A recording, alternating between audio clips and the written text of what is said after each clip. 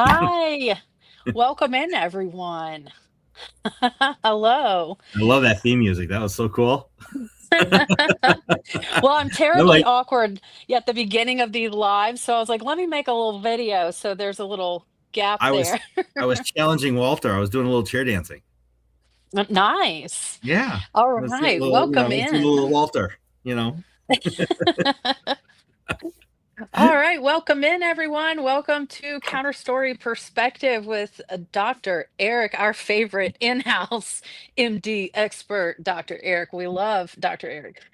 So as people are joining in, I'll just do a brief overview of what we do here on CounterStory Perspective. Our tagline is auditing the narrative one conversation at a time. So we're getting into existing societal narratives and digging into what's the truth underneath them. So today we're going to be talking measles and mayhem.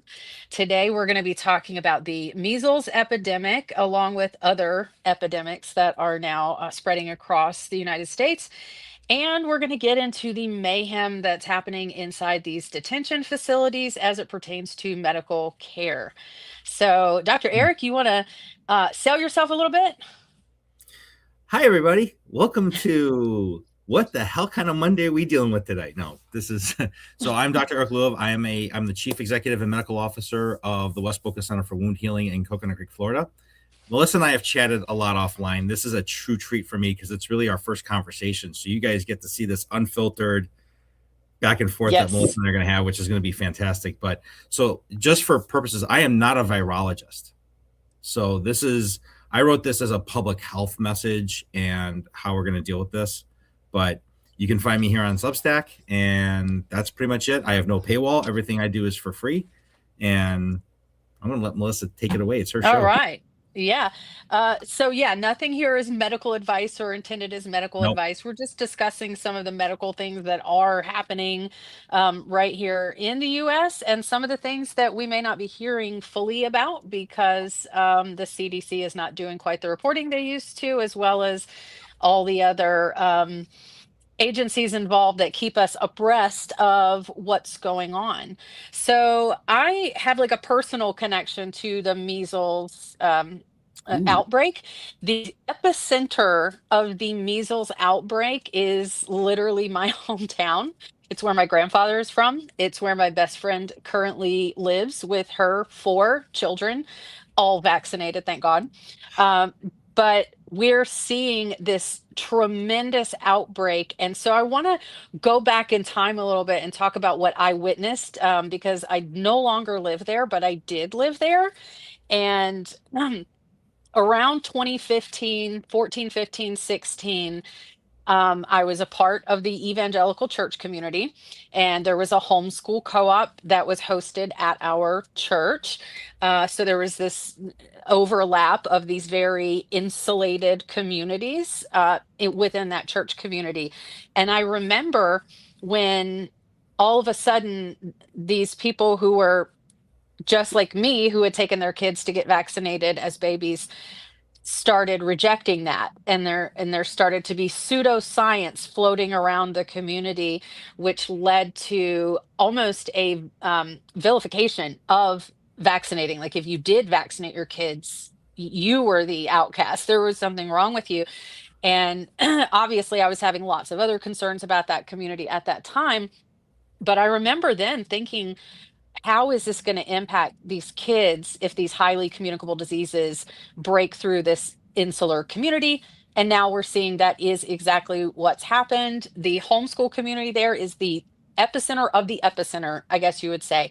Spartanburg County, South Carolina is the epicenter of this epidemic, and the homeschooling community within that Crazy. is That's just raging. So what do you say? And I know you're not a virologist, but what do you say just in casual conversation when you hear these anti-vaccine claims?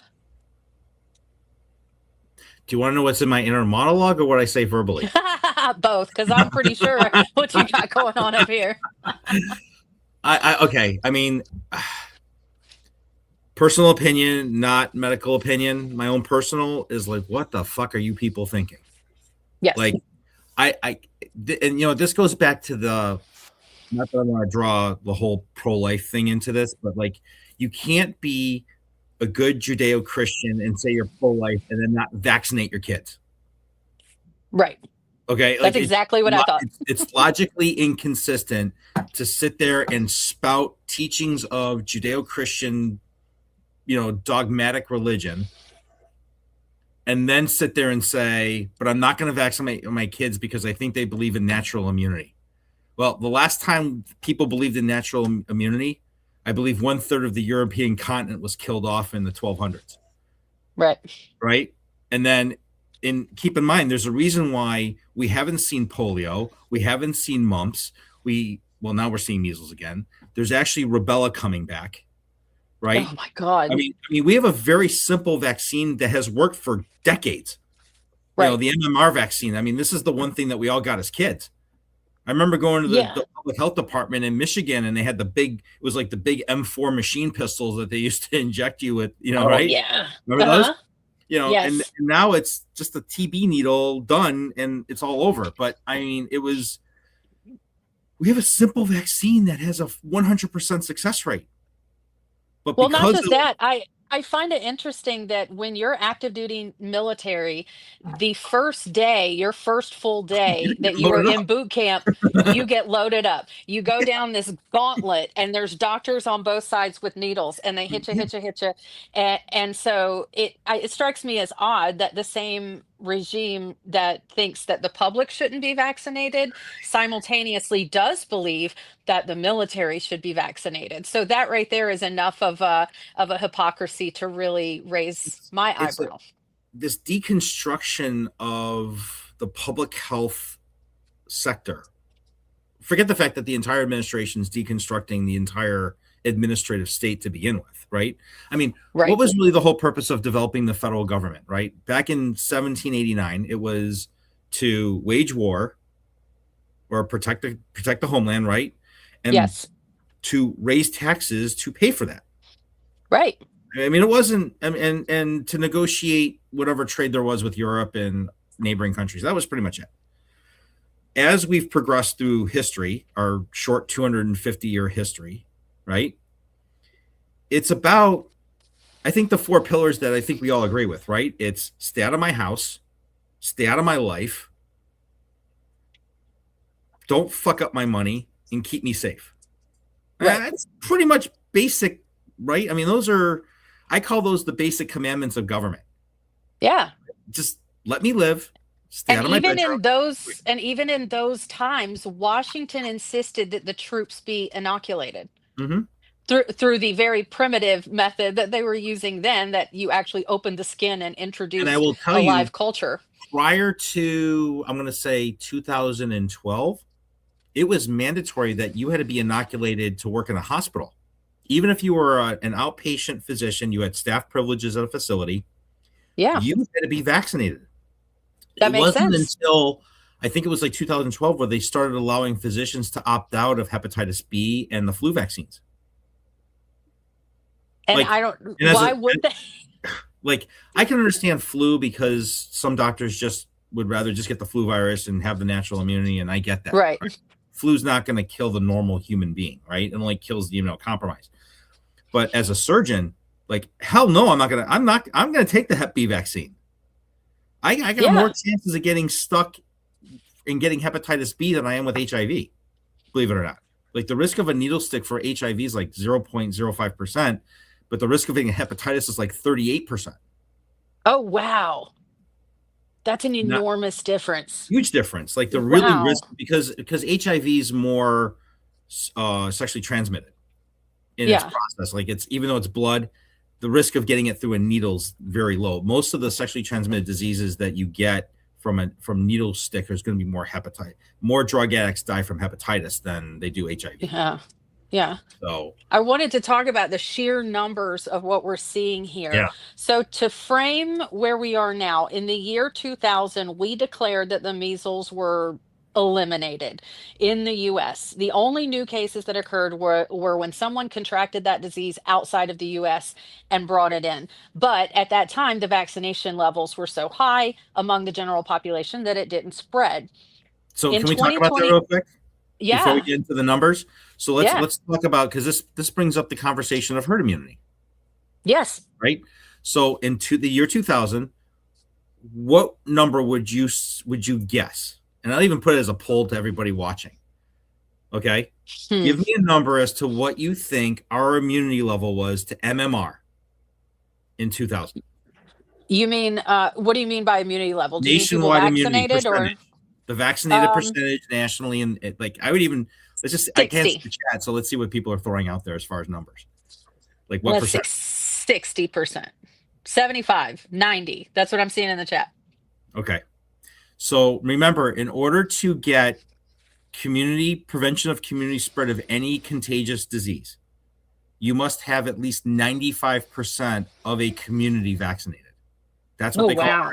that's what they call herd immunity. In the year 2000, our national vaccine rate for MMR was at 95.7%. Okay. Okay. A good developed country. Yes. Okay. In Europe, it's closer to like 99%. Mm-hmm. Okay. Now you can go ahead and let's see what Okay. the go ahead. I wanted to give I everybody can't. the background of where we are then and now where we are. And this is how Right. politics have affected what we do now So and what we're we have a graphic showing the infection rate, and I want you to look at where we are in comparison to past years. So this little graph showing where we are so sad. currently, This is so so sad. we can extrapolate out how the rest of this chart is going to go for the remainder of this calendar year. And I saw this graphic, and I don't normally make Lawrence do all this extra work of showing graphics and stuff, but this is astonishing. I think this This is tells a story that is super frightening. I oh yeah. have people in my house who our whole household is vaccinated. But a question I wanted to ask you again, I know you're not a virologist. If someone is elderly, 65, 66 years old, should they be re-vaccinated? So you can do what's called an MMR titer. Simple Okay. blood test, and it's just like with hepatitis B, and you can do your titer levels. And if you are Okay. below a certain threshold number, depending on the reference laboratory, you can get a booster. Okay. Yeah, I want that information to be out there because looking at these numbers and thinking about vulnerable people in my own house and my own neighborhood, this is some information I want to share if we're looking at spike levels like this. And unfortunately, in my state, Virginia, we are listed as one of the spike level states because we do have the western half of the So state that has become anti-vaxxers and just to put this chart in perspective for people who like have a hard time reading graphs. So on average in 2025, we were averaging about 189 cases per month. Okay. We're at 933 and we're at 6 weeks into February or 6 weeks into 20. If we extrapolate this out at the current rate that it's going, we're looking at over 10,000 cases of measles this year. That's 500% increase. so along these lines, I want to talk about the national security aspect of why we are concerned about public health. Why are we concerned about the diseases spreading? Well, if I'm vaccinated, my family's vaccinated, listen, what how concerned should I actually be? I want to talk about a little project called Dark Winter. Dark Winter was a 2001 senior level national war game, and it was intended to examine the national security, intergovernmental, and information management challenges of a bioterrorism attack on the US homeland. Okay. It was conducted just 80 days before 9/11. Mm-hmm. And so, unfortunately, I believe this study got a little bit buried when 9/11 happened, and there wasn't a lot of talk about it. But when we talk about bioterrorism, people sometimes think that means like spraying the population with some random chemical or using chemicals in the water or Like something like anthrax. that. But that's not what was used Remember here. we had the anthrax scare too. Remember during the Obama Yes, years, and it was like that. anthrax. Yeah. Right. But that wasn't what was used in Dark Winter. What was used in Dark Winter was smallpox, and smallpox was intentionally spread in this simulation throughout the levels of government. So, what this war game, because that's what we call these scenarios, what this war game demonstrated was not just what could happen to the general population, but what can happen to the intergovernmental structures if you take out a significant number of people with an illness. You Mhm. don't even need to use some sort of anthrax or chemical. You can spread illness biologically, and you can do massive damage and dismantle the inner structures of government if you have a very, very contagious disease. I want to pause here to say that measles is 6 times more contagious than COVID.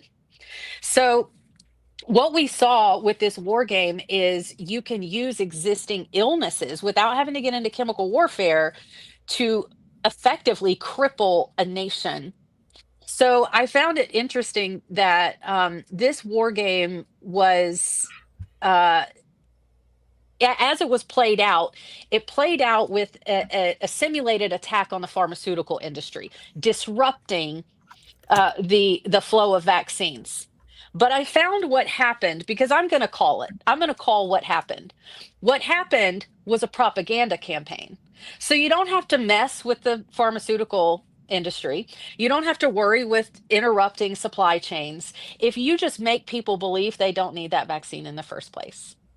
So what we saw, I believe, is a similar biochemical attack as was played out in Dark Winter in 2001. But instead of worrying about supply lines or anything that requires a lot of infrastructure attack, it was quite easy to go the propaganda route. You just sell the public on propaganda, Right. and you achieve the same, obviously the same result. What was the show that was on TNT a few years ago? And it was about the worldwide epidemic, and it was one destroyer, one U.S. destroyer that survived the whole thing. It was, Oh, it I didn't was, see that. oh my God. If somebody in the chat can remember it, it was very recent, and it starred one of the Baldwin brothers. Adam Baldwin was one of the, it was like, it was basically, it was basically a U.S. warship. It was a destroyer. Last ship. Last ship. That's it. Yeah. That was basically a bioterror that wiped out the entire planet. And they wound up having the cure on the ship, and we're trying to go around the world, around the country, and like the U.S. had been taken over, and it was like really dystopian. But it Yeah, was and the I think same that's the idea. way we picture these biochemical attacks happening. We Yeah. picture these sweeping, rapid changes that attack infrastructure, and that's not how this played out. This played out in propaganda and information warfare. So it's startling to look back at that. This was there's an article about it on the U.S. Naval Institute website talking about Dark Winter and how we have seen exactly the same end result as what happened in Dark Winter, but without infrastructure attack, which is super, super alarming. So you're talking about Yeah. national security issues It, that which, have been caused by propaganda that originated right here in the United States. which is why this is so important, because while Melissa's talking about how it affects on the national security apparatus, I don't think people truly understand how the public health service is one of the pillars of our national defense. Like It is. having proper public health care in not just vaccinations, but in prenatal care and preventive medicine and functioning emergency departments, and all these things are part of our infrastructure of public health national defense. And by not vaccinating our kids and having these numbers drop below these levels that prevent herd immunity puts a gaping hole in our national defense network.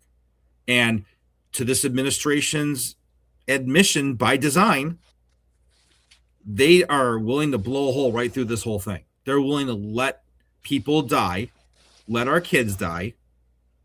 Okay. For what? To deconstruct the CDC, to deconstruct the NIH, to deconstruct HHS? Right. For what purpose other than to make America sick? Weak. Make America weak. That's Yeah. that's it. Mawa. Make America weak again. Right. Mawa. Exactly. Mawa. Because I don't see how this benefit, and what It doesn't really benefit strikes me, well, what strikes me is really curious about this is that this is almost exclusively a far right wing problem. Yeah. These are far right wing families that have chosen not to vaccinate their kids. And now we have children dying of measles. And what's truly this shows how successful this propaganda campaign was. When you have that child die in Texas and her parents go on national television and say they would do the same thing again and they will not vaccinate their other kids, they would not vaccinate her if they had it to do again. I mean, I mean, really. what do you make of that? Like, that's So this comes down to drinking the Kool-Aid, being very uneducated about what's best for your kids. And here's the statistic, here's the stat that should just drive everybody insane, okay? That 18% of all infected children under the age of 5 when they contract measles will require hospitalization. You're talking about 1/5 of all the kids. So let's just assume that we're at the same track where we are today, okay? We're going to have 10,000 cases. We're talking about 2,000, minimum 2,500 kids will be hospitalized in the U.S. this year for a very preventable immunizational type of disease process, okay? Now, here's where it gets really interesting, okay? So Melissa said earlier, so the replication rate of measles is via that of COVID. So when one person got infected with COVID, the replication rate of COVID was only to like 3 or 4 other people. Very slow replication rate, okay? With measles, it has a replication rate of 12 to 18. 400% of that of measles. So if one child in one school gets measles, it can replicate and wipe out an entire school inside of a week. oh my God. Okay. Now, forget the fact that we're talking about loss of education, loss of time, some of these kids being in the hospital, whatnot, hear not, what see not, right? Hear no evil, smell no evil, see, right? Now there's a financial burden on all this that the school districts have to come up the money with for the local health departments to deal with this problem. One school, wiping out a school for one single outbreak can run upwards of anywhere between $150,000 and $200,000 for one school in one district. Now, I don't know about, like, I'm in Palm Beach County schools where I live. There's 160 schools in one county. I've got a huge populated county. Wow. Yeah. Imagine a bigger district like Miami-Dade, Broward, New York City School District, Spartanburg, Columbia, Dallas, Fort Worth. I mean, you start spreading this out, this literally becomes a national security problem because now you're diverting funds for wherever you're supposed to use them for now to epidemic and pandemic based. And this is why the Biden administration pumped out so much money for pandemic relief. Because every city you just mentioned has an international airport. Yep. Every single city you just mentioned. And so whether or not you're a traveler, those kids in those elementary schools have parents who are TSA agents, who are air traffic controllers that work at that local airport. And remember, viruses don't need a valid passport or a visa. Yeah. They don't. They're just a carrier pigeon. They just kind of fly along the wing and they're there. I mean, viruses don't know borders. Contrary to the Trump administration, remember what happened in Trump 1, right? Okay, we're talking about an administration that fast-tracked the Moderna viruses, the Pfizer virus, the J&J, vaccines, right? They fast-tracked all this. Operation Warp Speed. He was all over taking all kinds of credit for getting these vaccines out and saving millions of people's lives. Seriously, okay? Even though Florida alone had 1 million deaths, okay? Because of, I'm not going to get into the whole mask issue because that's just a whole nother argument with people, but it was more about just the open access of Florida and southern states and people flocking from everywhere because it was, people didn't want to stay cooped up in their homes. I get it. But let's turn the clock back. In 2016, what was one of the first executive orders that Trump did, which was he repealed the National Pandemic Task Force. So this was Yeah. so what people don't understand is the National Pandemic Task Force is a group of physicians, virologists, epidemiologists, biotechnicians, bioscientists that literally travel around the world to wherever there's an epidemic, okay, and they squash it at point ground zero, okay. Military has this. The U.S. Army has their own. Remember the movie Contagion? Yeah. That's the same idea, right? So imagine if we all remember the Obama administration. What was the big virus back then? There were two of them. It was Zika virus and Ebola. Yeah. Okay. Both got squashed in Europe. Yeah, I'm sorry. Both got killed in Africa. Done. I think there were a couple of Zika viruses that got into Miami, but there was no spread. They actually shut it down. Now comes first Trump administration. They had early cases of COVID hitting the Western U.S., cases hitting New York City, and they didn't shut it down. There was nothing, no conversations with the Chinese government. There was no pandemic task force available to go to Wuhan to shut the lab down. And they try to get this squashed. And what wound up happening? Worldwide pandemic, things that we hadn't seen since 1908. Yeah. And how many people died worldwide? Millions, billions. Well, it was about. Was it billions? It was about a billion. No, it was about 500,000. 500 million. Yeah. So I'm going to double check that real quick, but when I just can't wrap my head around because another fact beyond that with these families with kids getting measles, and like you said, 1 in 5 requires hospitalization, is that now we have however many millions of families that have been kicked off the ACA or can't afford the payments for the ACA. You've got red states without the Medicaid expansion. So what kind of financial burden is this going to be on these families when their child contracts this? This is what I just can't wrap my head around, is the targeted, it feels like hyper targeted propaganda directed at Trump's base.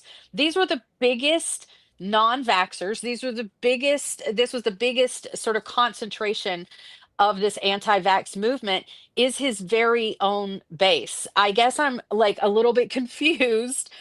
What is the purpose of essentially dropping a nuke into your own base? They're not going to be able to afford the hospital bills. They live in red states that don't have Medicaid expansion. Right. They've been kicked off their ACA and they haven't vaccinated their child. So when that kid gets that disease, I only have one answer for that. Is they don't fucking care. It's hard not to think that. It's really hard not to think that. Yeah. We don't fucking care. Right. This is like looking at people on a spreadsheet and they're just, we can thin the herd. We can thin out population. I think they look at this like a spreadsheet and they see the very low income, poor parts of the country as a write-off line item. Right. I'm starting to think the same exact thing, because the same trends that liberals have reported on for years, that, hey, you guys use more Medicaid, you use more welfare, you use more state benefits than any blue state. Okay. Maybe your own leadership sees that too. You ever thought that maybe the people that get you to vote for them also realize what we realize, is that you guys are milking off the system more than anyone else? And a way to eliminate that. I mean, the state of Kentucky that receives more funds than any other state in the country when Mitch McConnell was a senator. I mean, He funded more money. He funneled more government money into Kentucky than any other red state. And the state that really needed the most was Mississippi. Oh my, it's so hard, because when we try to have conversations with conservatives or with MAGA, because I'm not even going to say they're traditional conservatives, but when we try to have these conversations, we're coming from a point of trying to show them this exact information. Hey, they don't want you to vaccinate your kids because they don't want you to have kids, really, because you're on food stamps. And that's federal dollars that they can cut from your kid's mouth if your kid's mouth doesn't exist anymore. We have so many. And I've said this on multiple streams, multiple posts, that we have very serious problems, but we have the most unserious people in positions of leadership to deal with those problems. Yes. You know, Yes. and it's this is serious shit. I'm not even talking about the vaccine. Forget everything else that we're dealing with. Forget the accountability and the Epstein files and the crap that's going on with Denmark and Greenland and Venezuela and Cuba, that Arturo's been amazing at reporting on what's going on in Cuba, and Yeah. you know, all the distraction shit going around the world. I mean, you haven't heard anything about Taiwan lately, right? Remember Right. that was like, right? Okay. All this crap, and what it's really all about has been the grift, hiding from the American people, no accountability, making America sicker, making Americans dumber. They want us dead. Actually, I don't think they want us dead. They just want us sick. They want us sick, broke, and uneducated. Because we can't fight back then. Yeah, Intelligent, educated people fight back. You don't have to have money to fight that's back, correct. but you can be educated, and you can have your wits about you and your health. And Yeah. and they don't want any of that, because that means that there's opposition, there's resistance. Right. And when there's resistance, there's truth. Yes. And So that's what they're I'm gonna afraid of. They are so I'm afraid of the gonna truth. They are. That I want to. They- That's why all of our platforms are being throttled the way they are. That's why, we've been essentially, I call it electronically kettled. We've been pushed off of kettling, this protest sort of yeah, thing that cops do, where they corral you in an area. So they've pushed us off of Twitter long ago, and now they've pushed us off Meta, all the Meta platforms. And so they really have us electronically kettled here to Substack and YouTube is really the but last two. eventually the truth always comes out. The truth always Yeah. hits hard, especially when it's, and with everybody that has been so vocal on here. And I'm not gonna, I mean, there's so many people that I listen and subscribe to and support. And I appreciate everybody that's read my stuff and supports me. And I think the best way that we can do, which is what we've been doing, is supporting each other. Yes. Right. Right. And to go back, so I did that research. So it's the worldwide 95% estimates Hmm. on probability estimates is anywhere between 19 and 36 million that died from COVID worldwide, Jesus. which 6 million. in the grand scheme of things, when you're talking about, 5 billion people in the world, it's not a lot of people, but those are people. And Those are people. my oldest stepson is an anesthesiologist in New York City. So he was at Lenox Hill Hospital when this thing was hitting ground zero in New York, and they were piling up body bags in Oh. trucks on 72nd Street in Manhattan, and they were putting all the bodies in semi trucks outside the Hmm. hospital, because they didn't know how to treat this. They were trying to figure out everything under the sun. I remember sending him supplies. I was sending him, basically like biohazard suits that I could get through Medline, because I had, I was able to do all that stuff. And we had no gloves. We had a shortage on Yeah. gloves. We had a shortage on PPE equipment. Why? Because the Trump administration killed the PPE initiative. Hmm. So just to kind of give everybody an idea on what things cost back then. So I could get a box or case. I could do a case of 2,500 gloves, nitrile regular examination gloves. About $121 for a case. During the pandemic, it went to $400. Oh my God. Oh my And God. that's not including having gowns and masks That's and obscene. face shields and safety glasses, and I mean, they were giving the vaccines for free. I became a vaccine center. I became a testing center. I had to flip my office. I couldn't see patients. So Yeah. I turned into a testing center and a vaccine center. I was That's able to pivot, incredible.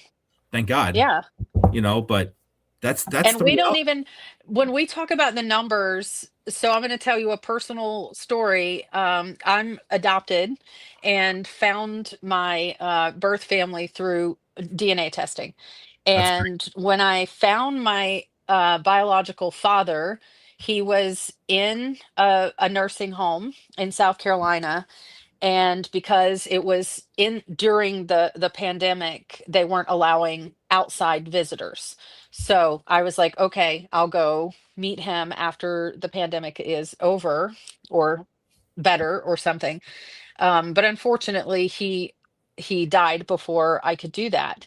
And when I received his death certificate, because I was only the last remaining, person, so I was able to get his death certificate, and I really struggled with that death certificate, Mm. as did a lot of other people in the South that had families in nursing homes, because for you to say that he died of respiratory failure during a pandemic, but you didn't want to put COVID. So I did a little bit more digging and asking around. And, South Carolina was one of those places where it wasn't real. It was a hoax. It was all a hoax. You didn't have to wear a mask. Masking was, you couldn't breathe through a mask, all this ridiculous shit. And so what I ultimately found out was that they had very lax standards at this nursing home, and the kitchen staff, the janitorial staff, none of them were masking, and none of them were taking the proper precautions, and 263 senior citizens died in this nursing home system. Almost none of those deaths were formally attributed to COVID. So when we look at those numbers, so we look at That, 19 to that's 36 that's like million. literally criminal behavior. That's Right. criminal. That is like, I don't want to say criminal. That's too much of an indictment, but it's literally public health malpractice. Right. So when I look at that information, it's difficult for me to really wrap my head around how many in these red states, where even physicians, even doctors were with this MAGA mindset, that didn't put COVID on those death certificates. And if we're really honest about what that number is, if you take into account the people who didn't want to put COVID for whatever reason Oh, on the it's death certificate, I'm afraid that it would be a much higher number. Yeah. so I want to use this as a segue because you said physicians that are vaccine deniers. Hmm. Okay. So for those of you that don't know, the reason why the CDC is doing all this shit, and I'm going to call it shit because it's shit medicine. Okay. Hmm. So there is the Advisory Committee of Immunization Practices that RFK pretty much fired everybody that was on from the Biden administration and the previous Trump administration, by the way, and put on all of his anti-vax cohort schmucko doctors. How these physicians still have practices and licenses, I have Yeah. beyond, right? So this is called the ACIP. And this was big news about last month when they revised the immunization schedule for children. Hmm. Okay. And the primary function of that advisory committee is to protect children, is to give them a vaccine schedule that you heard all the buzz that the American Academy of Pediatrics and the Infectious Disease Society of America and the American Academy of Family Practitioners all disagreed with the recommendations from the ACIP. Okay. So those recommendations now have filtered down into the detention facilities, because I know you Yeah. wanted to talk about this, right? Yes. So here's what's happening. So in the detention, and I had to do a lot of research digging for this. This is stuff that honestly I was digging deep. This was like deep, dark They are web. not making this public No. information. No. Okay. So there's a website called the Project for Government Oversight that actually did some of this data research punneling for me, and I want to give them the proper credit. So in detention ICE facility inspection reports published in 2025, there was a 37% decline from the previous year. So there's less inspections, and there's Hmm. probably even less this year. Okay. And as a result of that, what's happening is that the facilities are not even meeting a range of detention standards, Yeah. including fundamental health and safety conditions, and as whether or not they're even doing functional healthcare monitoring and preventing suicide, quality food, and shelter. There was a post that somebody put out earlier, I think it was yesterday or today, about they're deliberately starving children and then giving them spoiled food so that it makes Yes. them even sick, right? I mean, this is like depraved shit. These are human beings. Right? Yes. We treat Yeah. our prison population better than this. Like you're Yes. better off being a convicted felon serving prison time because you know you're going to get at least fed, Yeah. right? Versus being a detained, nonviolent, Yeah. Or a violence-seeking child. person, right? Child who had, whatever. And so the agency, DHS, is supposed to be doing these inspections twice a year at minimum. And Hmm. then for any facility that has an average of what they call 10 or more daily population of non-citizens, right? They're supposed to be doing this twice a year for longer than 72 hours. They're supposed to be inspecting them at least once in that 72-hour period. So that's not even being done. These people are being denied health care. And I think I had written in a post, or I think it was in my article as a post. I don't remember. I'm so busy lately. I can't remember what I've written. But like literally where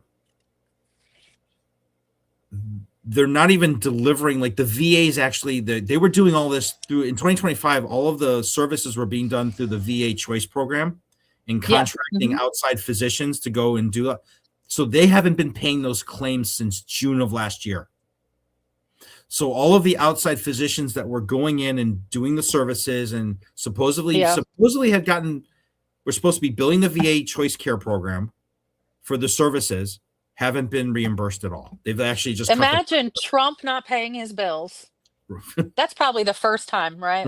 Oh yeah, sure. I mean, and let's not forget too that, and I know that you being a veteran as well, me too. Okay, and Nick and everybody else, and Evan, and everybody else that we speak to on a regular basis here, they cut VA funding again. Yep. They literally cut all of them. I know Chris first talked about this extensively, that they have literally cut the VA mental health service program specifically. So there's like almost zero mental health now for our veterans. Yeah, that's called taking care of. And I also don't think it's I don't think it's an accident that they've cut mental health care and are actively recruiting veterans to go into ICE. So you're taking people who are potentially mentally unstable, giving them weapons, giving them a weapon, and letting them loose on the street. With 47 days. And then we wonder why people are getting shot. With only 47 days of training.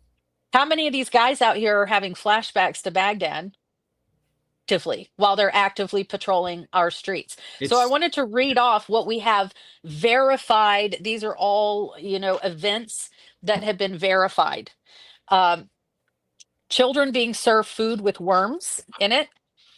Deaths due to detainees with pre-existing conditions who just didn't receive their medication. Violent altercations leading to injury and death, like the detainee that was choked to death. Detainees not being given water and then told to drink the water out of the toilet, and then having to do so because they went over 48 hours without receiving fresh water. Overcrowding. Feminine hygiene. Women were given diapers instead of hygiene products, and then not given a place to dispose of those diapers. So they had to stack them in a corner and remain in the room with that material.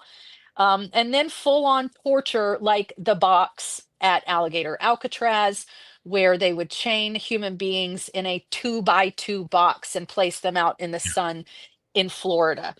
You have dangers of communicable diseases.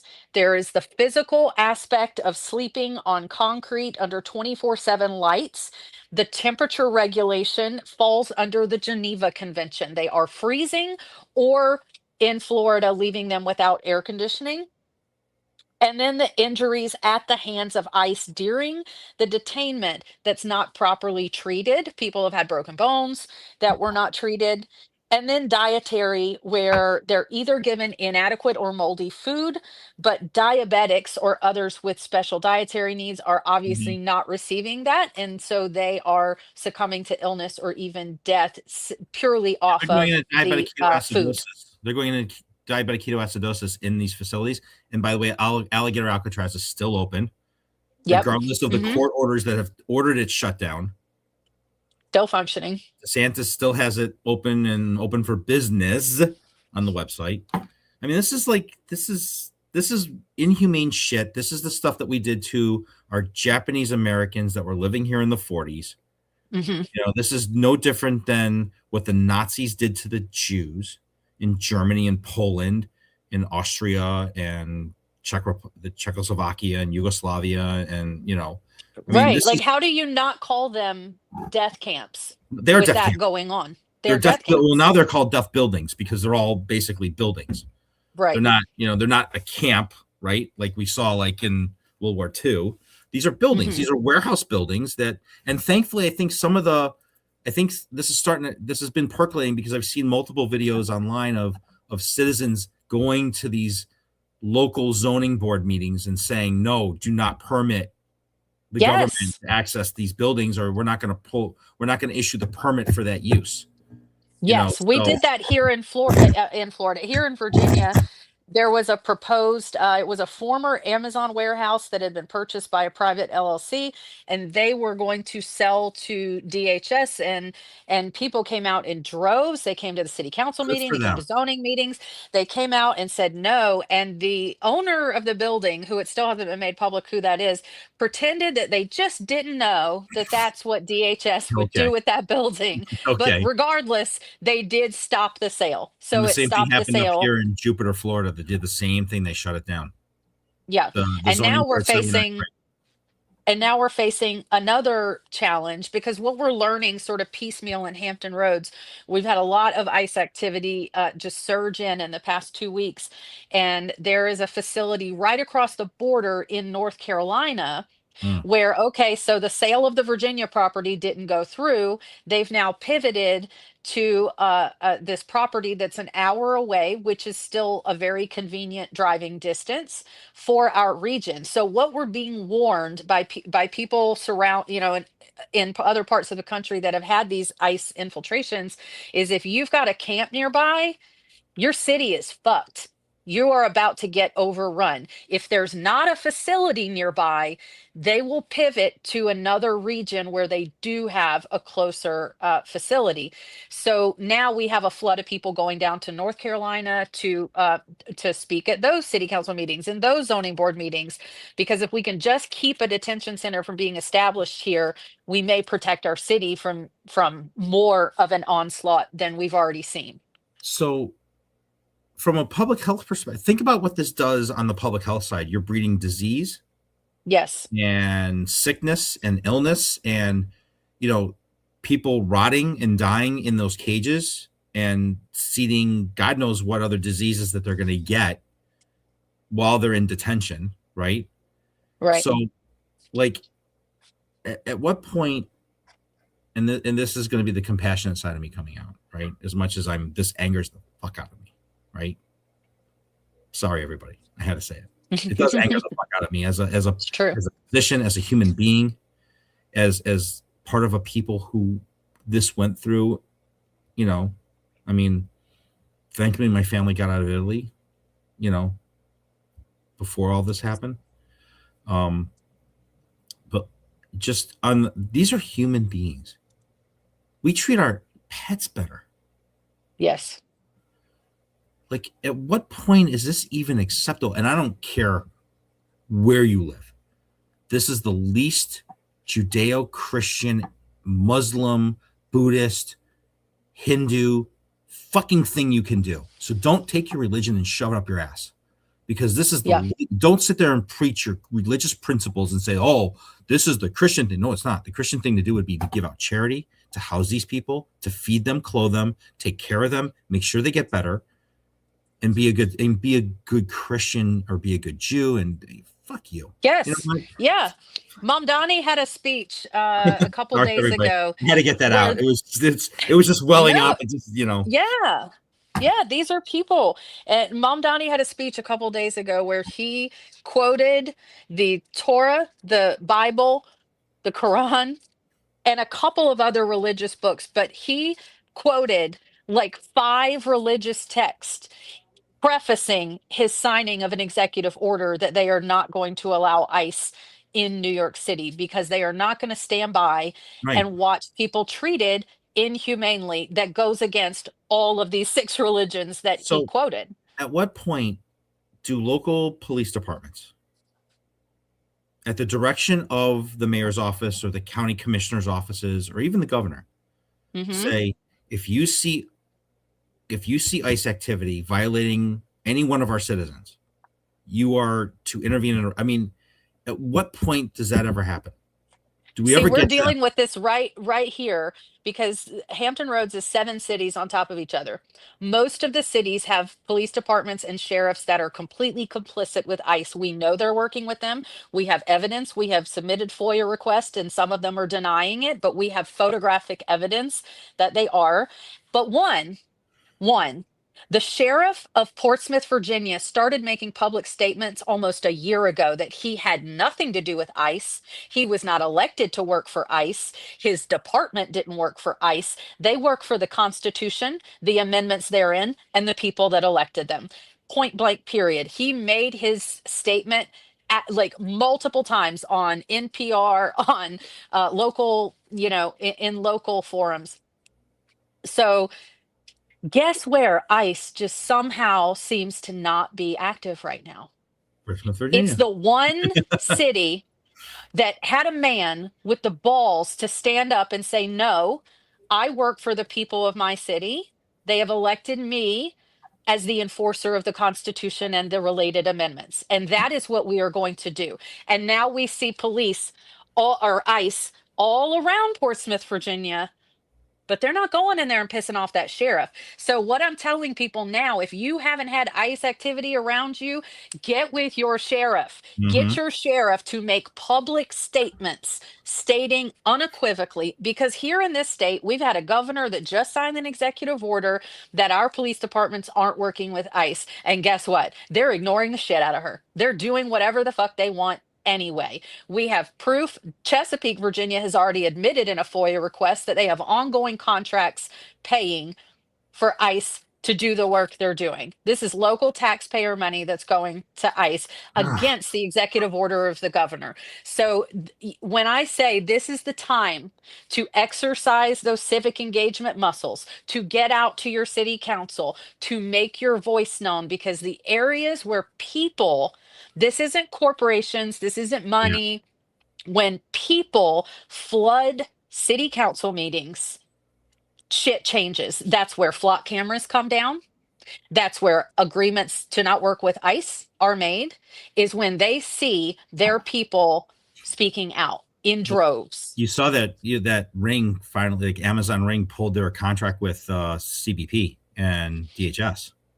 Right. Which number one, I don't believe. And I number don't believe two, it they either. should be punished for ever doing it in the first place. So Exactly. the boycott should So absolutely interestingly stand. enough, unfortunately, I live in Palm Beach County. Okay, and Rick Bradshaw is the sheriff for Palm Beach County, Hmm. right? Really good guy. He's been the sheriff for 20 years. We've had low crime rates. He's a Democratic leaning sheriff. But guess what else is in Palm Beach County that falls under his jurisdiction? Is Alligator Alcatraz in there? No, Mar-a-Lago. Mar-a-Lago. Oh, So part of my taxpayer money has been going to Palm Beach Sheriff, which has just been about stretched thin every time President Shit for Pants comes down here, right. because he is stressing out the security services for the Palm Beach Sheriff's Office on my fucking dime, right? As a local taxpayer. Yeah. And unfortunately, because it's POTUS, it's automatic detail protection, automatic everything. So I think I've talked about this before in other casts. So like part of this is like totally off topic, but I'm just going to say, so if you look at a map of where Palm Beach County is and Palm Beach International Airport relative to Mar-a-Lago, it's literally like a straight 180-degree line across. But if you go on FlightAware and you just happen to look at PBIA and you look at the takeoff patterns, you're going to see that the planes are now doing this really quick, and they're avoiding Mar-a-Lago over here. Okay. Ah, That was early last year after the election. He wrote a new executive order through the FAA to change the takeoff and landing pattern at PBIA so that it avoided Mar-a-Lago specifically. wow. So now all the people that live north who bought that property specifically there to be out of the landing pattern and takeoff pattern for PBI, Right. right? So now he's pissed off all the millionaires that live on that same Yeah. street because now they're getting air traffic over their house. Yeah. This is how depraved and sick this shit is. It's like literally the next president needs to write an executive order that literally says the takeoff pattern will be 350 feet above Mar-a-Lago. Yes. You're going to buzz that goddamn house every single day. In perpetuity. In Right. perpetuity.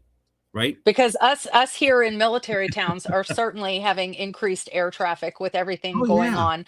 We're, we've got squadrons out here practicing. We've got helicopters over, much more activity than Oh, my normal. And they God. don't I'm sorry bother you got to live flying through that a shit. decent height above your house. We got the window shaking sometimes. Oh, my God. So, yeah. Yeah, but So, I mean, this is so what we're really talking about here is, and I want to get back to the national because this is really the big topic. yes. I think it's not even so much that the kids and the measles outbreaks and the numbers are going up, and we're going to see this continue because of what happened with HHS and CDC and the really lousy fucking leadership of the bear eating heroin addict that is now running this agency. Yep. But it's more about really, it's this gaping fucking hole. I'm sorry, and I wanted to talk about this. This is real quick. So this was the last state. So we were talking about herd immunity, right? At 95% vaccination rates. Right now, our kindergarten vaccine rate is hovering around 92%. Which is now creating these pockets, which is what you're seeing in South Carolina, what you're seeing in New Mexico, what you've seen in Western Texas, Southern Mississippi, in Central Mississippi, and Alabama, and Kentucky, and Tennessee, and all of these fine people of red state America who keep voting for the same fucktards that are running our country into the ground. Mm-hmm. So how do we break through this from a public health perspective? I mean, the AMA has been sending out messages. The AFP has been sending out, the American Academy of Pediatrics, the American Pediatric Medical Association. Every major scientific medical society has stood out against this, and it's literally hitting a wall. I'll tell you how you do it. Oh, that's easy. You connect money with power. All you have to do is pay their pastors to say what you want them to say. And they will. Pay their pastors. And suddenly the information will be flowing again. I mean, I've been saying that for a long time. You got to go through the same people that propagandized them to begin with, and that began in these houses of worship. So you got to do the same thing. And every one of these pastors has a price, and it ain't even that expensive. And since when did spouting and being pro-life and speaking the word of God equated to let's kill your kids? Yeah, exactly. Yeah. Don't have an abortion because we want that baby here, but once that baby's here, you're on your own. And I hope And it's you in can't God's vaccinate will them. for And that don't baby to vaccinate them. live. Right. Exactly. I mean, Oh am my I the gosh, only one with this? Am I the only one with this stupid looking grin on, like the stupid look on my face? Like, uh-huh. like, You're not. It's like, absolutely idiotic. It's absolutely idiotic. Yeah. But then they can wrap it. What they wrap everything they can't easily explain is it's God's will. It's God's will. no, that's not If your God's will. child That's a dies, choice. it's God's will. That's Right. not God's will. That's a choice you're making. That's Yeah. good choices lead to good outcomes, and bad choices lead to bad consequences. Exactly. Nobody Exactly. told you to to start making crystal meth in your house. Was that God's will too? Right? Right. It's all choices. It's all Nobody told you to choices. donate your entire life savings to some, TV, lawnmower sales guy pastoring Right. around as a mega church. All right, we're getting to the top of the Yeah. hour here. Oh my Isn't that gosh. how an hour goes? It is. We could talk about this all day, all day. And I've taken so many notes. I always love talking to you because you are so informative. And then I have more stuff to go look up after We just have to to do another show soon continue. then. We will. I So know, right? maybe we'll make the medical thing a recurring monthly thing because we're gonna need it. As these things get worse and worse, we're going to need it. And we've got a article. Blue Amp has an article coming out of Yes. yours on pharmacy benefit managers, right? Yeah. So this is the tease, everybody. So the impetus behind this article was the fact that my wife got a letter from CVS Caremark, which is one of the largest pharmacy benefit managers in the country, that they are no longer going to be covering one of her medications that she needs to take. And that kind of gave me the impetus to do a little bit of research Friday and Saturday and kind of write this article about these evil fucking people that control the pharmacy pathways so that when I write a prescription, it's a toll road. It's not even about you going to the pharmacy anymore. Yeah. It's about these people who have ultimate control in the commercial space on your prescriptions. and how much you choose to pay. Right. That's So, well, I'm sure your piece will be informative and probably anger me yet again. But it's good. It's good so that I we don't do it. can. I don't do it on purpose. No, I know, but we all have to be aware to check this on a recurring basis for ourselves, because I don't want any of our viewers or readers to get caught going to the pharmacy to discover that that medication isn't covered anymore, And there's and then always, they're up the listen, creek in that I will moment. tell people now while you're still watching, I know we're up on the hour, is that there are always alternative ways to get medication if you are unhappy going to the pharmacy and looking at the price that you're getting. There are other cost-saving opportunities. There's other cost-saving measures. You can go back to your primary physician. You can go direct to the company itself. They have usually a direct pharmacy that they contract with to do a direct sale that might Yeah, be cheaper than going through CVS or Walgreens or, whoever, Walmart, whatever. But there's always options, and I'll do a show on that once the article hits, and I'll do a live on that. And then, so Melissa, that'll be super helpful. I'm gonna let you This do is your super plug. helpful. Oh, well, we want everybody to subscribe to Blue Amp for Yes. conversations like this, because, Steve Bannon, I hate that dude, but he was so successful with flooding the zone. That Yeah. tactic has clearly been so successful, it makes people not vaccinate their kids and then they die.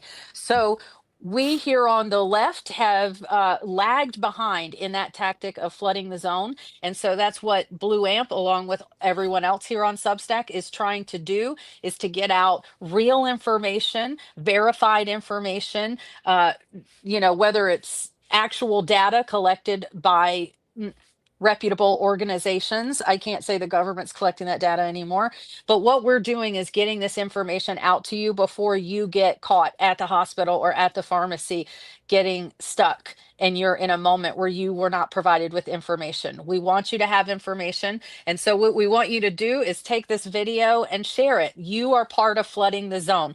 Just like Republicans will share any cartoon that's put in front of them, we want you to do the same thing. We want you to have the same behaviors, and we want you to help us flood the zone.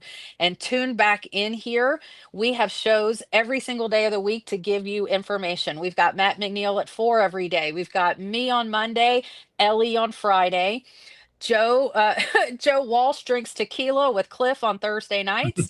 They get a little silly, but they talk about good information. But it is And then Cliff. of course it is Cliff. It is And Cliff. yes. And so we have and then of course our anchor show Amped Up is on Wednesdays and Thursdays at 2 p.m. So put it in your calendars and make it a habit to tune in with us so you can be informed, and we will keep amplifying this message out. I appreciate you so much, Dr. Eric. This has been wildly informative. Thank you very much. Everybody keep smashing those hearts on Substack for us, please. Thank you. I hope you've been hitting it all day. You can find me on my Substack at drlullove.substack.com. And I also have a new piece coming out. I'm going to start doing a piece on Mondays. It's called Bread of the Week. And so I'm an avid bread maker. So I will be doing a different bread. Probably I'm going to try to do it. I'm going to try to do it each week, but it might be like 3 times a month. But I'm going to try to put out a new week. So this week's bread, it's on my Substack. It's a whole wheat rosemary infused round loaf. And there's You're a talking picture my on language. I love rosemary. I will post the picture on Monday, and then I will put the recipe up on Tuesdays. Awesome. So that's going to be the new thing. So not that I'm not busy enough, right? But anyway. Right, exactly. Anyway, everybody, thank you so much for tuning in. Melissa, thank you so much for the invite. This was great. I love our one-on-one. This is the first time we've really done one-on-one, and this has been special. And thank you to everybody at Blue Amp for having me on. And everybody, wait for that article hit tomorrow. It will be on my Substack published on Wednesday, but it will be on Blue Amp's published tomorrow. And to thank you for everybody at the team at Blue Amp. Thank you so much for this wonderful opportunity. And Melissa, thank you so much for having me. Thank you. All right. Thanks, everybody. Y'all have a good one.